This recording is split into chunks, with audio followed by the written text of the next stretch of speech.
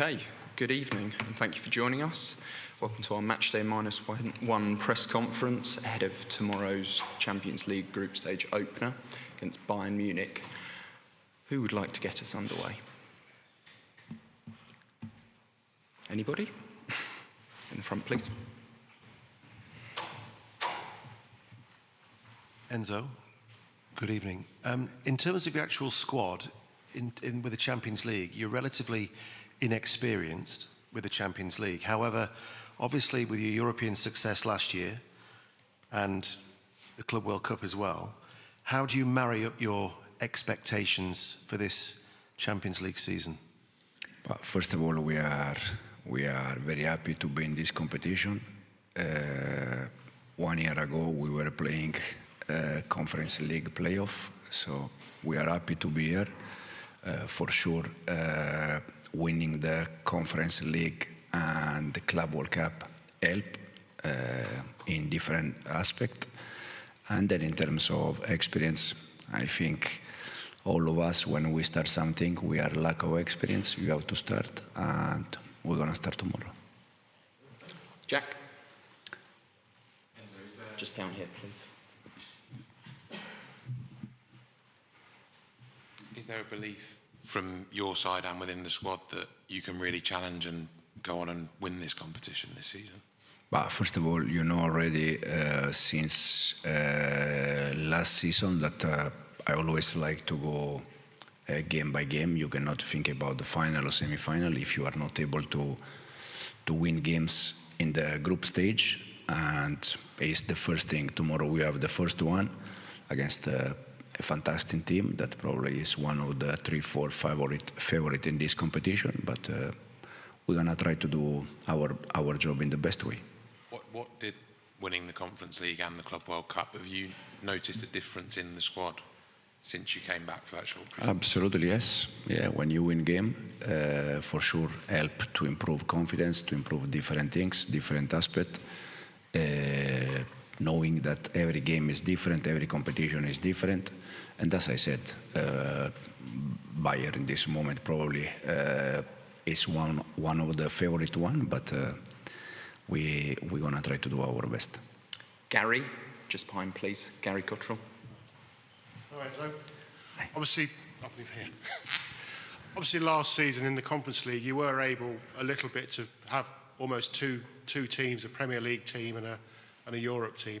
You won't be able to do that this time. So is it important you field your best possible 11, and will Cole Palmer start? We try every game, even against Brentford, we try with our best 11. Game by game, you have to manage different problems. As I said in the last game, Cole was not fit 100% to play 90 minutes. Different players, they were out, Estevao, for instance. So, and tomorrow we're gonna try to put our best 11 for tomorrow game. Cole, 3 days ago, he didn't play from the start because he was not able to do that. We see tomorrow. Jacob, just down here, please. Hi, Enzo. Without asking you to name your team tomorrow, does the formation and system that you used in the final against PSG give you a kind of template to use in these big games in the Champions League this season? I said before, for me every game is different. For that game against PSG, I think the first 11, the ones that they were inside second half, the plan, everything will work well. But tomorrow is completely different game, so I don't see any comparison between the two teams. Matt, just down here, please. Hi, Enzo. Can I just ask you how you feel about potentially going up against Nicholas Jackson tomorrow night? He's obviously on loan at Bayern, but he is still sort of a Chelsea player. And what do you think of that rule that on-loan players in Europe can play against their parent clubs? I said the other day, I am grateful, thankful to Nico because if we achieve what we achieved last year, is because all the players, include Nicolas that was with us, I text him after he left the club, telling him thanks for last season, wish him all the best. And Nico is a good guy, with us was good, he was working well. And then in terms of rule, for me it's normal. I'm from Italy, I played many years in Spain, and this rule, when you are alone, you can play, so for me it's okay. Did Nico text you back? Yes, yeah. Just in the middle here, please.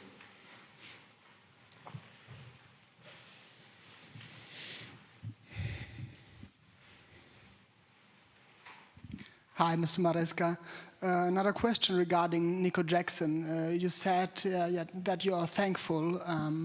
Could you explain why you didn't count on him for this new season, and why you decided to let him join Bayern? Because we bought two strikers, Lian Delap and Joao Pedro, and I think with two strikers it's a good number, it's enough, and this is the reason why. Kieran, just down here, please. A white t-shirt. Hi Enzo, how are you? You used Philip Jorgensen in Europe last season. Are you willing to tell us which goalie you're going to go with in the Champions League this season and explain the reason and why? Tomorrow Robbie will start, but for sure with the amount of games that we have, Philip is going to play games in the Premier League, in the Champions League, in the FA Cup, in the Carabao. We have so many games that for sure Robert cannot play all of them. Nizar, just down the bottom here, please. Enzo, you did a great job rotating your squad last season, but is it a bit different when you're rotating your squad now? It's the Champions League because the level is so much higher, and is that a personal challenge for you this season? Is success and failure going to be dependent on how well you do that in all the competitions? It helps a lot if you are able to rotate players, especially probably at the beginning of the season. Okay, you can probably go with the same, and then it's a long season, many games, so I think you have to do that because you have also saved players, avoid injury, but it's something that is dictated game by game. It's not something that you can plan, because probably you plan something and then any problem or any injury is not possible. So we're gonna try to rotate player, knowing that as you said, the Champions League is a bit different from last season competition. And one in the middle here, please.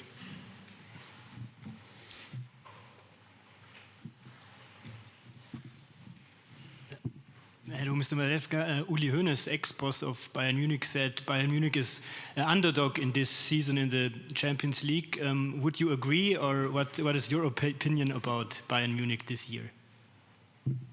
I think Bayern Munich is a team that already showed last year that they are very close, and they can compete in this competition, try to win this competition. This is my personal view. I see them together with 3-4 more clubs, like the favorite one for this competition, but it's my personal view. Simon, just in the front here, please.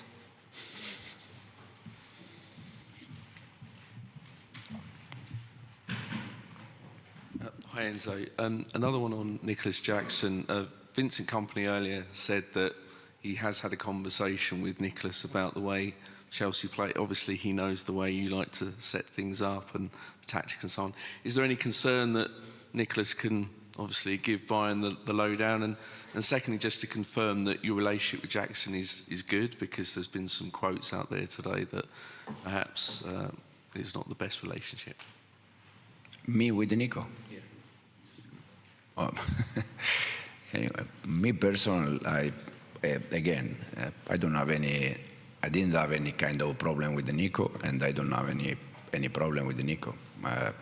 Again, he's a good guy, good professional, work well with us, and that's it. And then the other question, probably can be a small advantage because he can ask Nico the way we work, the way we try to prepare game. At the end, Nico was with us for one entire season, so he knows exactly the way we approach games. But at the end, we see anyway. Okay, if there's no more questions, we'll end it there. Thank you. See you later.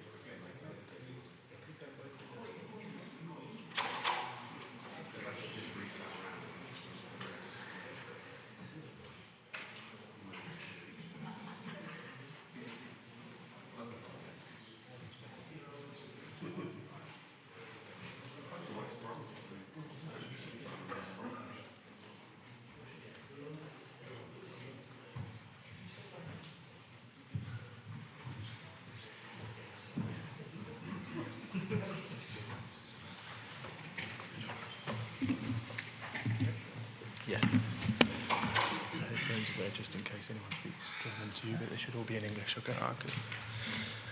Okay, thanks for joining us, guys. Here with Reece James to preview tomorrow night's UEFA Champions League fixture with Bayern Munich. We'll follow the same format as we did with the manager. So if you'd like to raise your hand if you've got a question, and we'll get the mic passed to you. Who would like to kick us off? Yeah, Gary Cox from Sky Sports.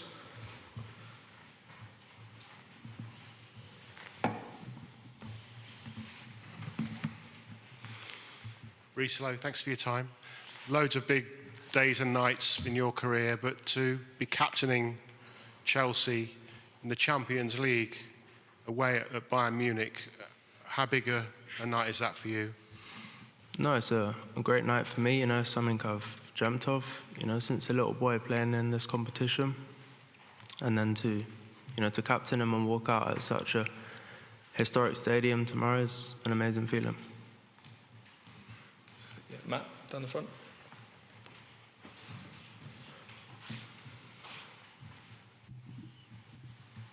Hello, Reece.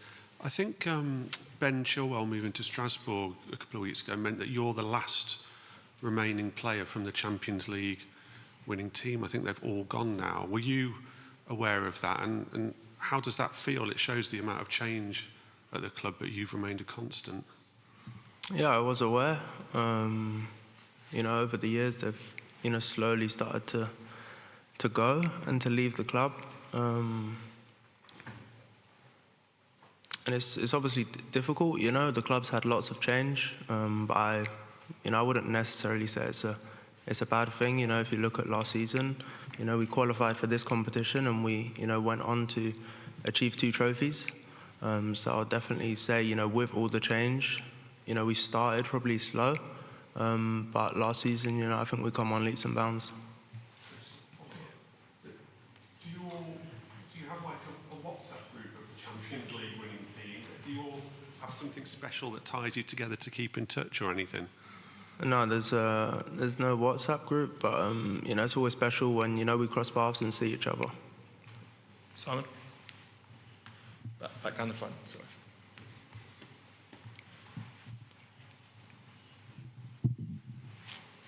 Hey, Reece. I don't know whether you remember pre-season last year, you were asked a question right near the end of a press conference out in America, what your goal for the season was, and you replied to stay on the pitch. I think it was in reference to your injury issues, possibly. Just wondering what your goal for the season is this year. Is it the same, or is it something different? No, I wouldn't say my goal is the same. I've been on the pitch a while now. I'm feeling good. I'm feeling strong. And no, we want to compete at the highest level, and compete in the Premier League for all the domestic trophies and the Champions League as well. And no, I believe we have a super strong team, and that will be our targets this season. Nizar? Back down the front. Hi, Reece. I wanted to ask you how strange or interesting is it going to be facing Nicholas Jackson again? He might be kind of directly up against you at times as well. So how will that feel? And what kind of player was he for Chelsea, and what kind of player will he be for Bayern? Oh, I know Nicholas, really well. He's an amazing player. Playing against him will be tough, but on the other hand, it will also help me out. I kind of know how he plays. Jacob. Hi, Reece. Given what you did in the final against PSG, do you think that this team is capable of doing what you did back in 2021 and win this competition?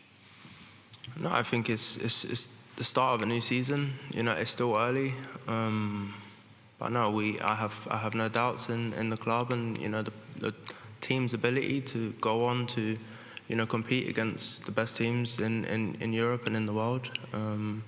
And we will take that, week by week, game by game, and see where we come, the end of the season.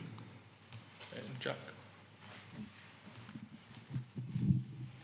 Just going back to Matt's point about 2021 and you being the last remaining player from that squad, what can you pass on to this group, and what experiences or moments from that campaign can you take to help in this one? No, I think there was probably more to take in the campaigns which we got knocked out in last 16, last 8. I find you learn more when you don't come out on top. I played against these in 2019, I think, or 2020, and they destroyed us, in other words. And days like that, we learn a lot, and nights like that will help me, going into tomorrow's game. Final one with Tom at the front. Just following up on Nicholas, were you surprised to see him leave this summer, and do you think he's been missed or will be missed? Yeah, I was surprised. I didn't expect it to go, but I think the player wanted a solution. The club maybe wanted a solution as well. I'm not really sure how the whole situation came about, but no, he's an amazing player. Bayern have got a super good number 9 in him, and no, I wish him the best. Just not tomorrow night. Perfect. Thanks all. Thank you. Thank you.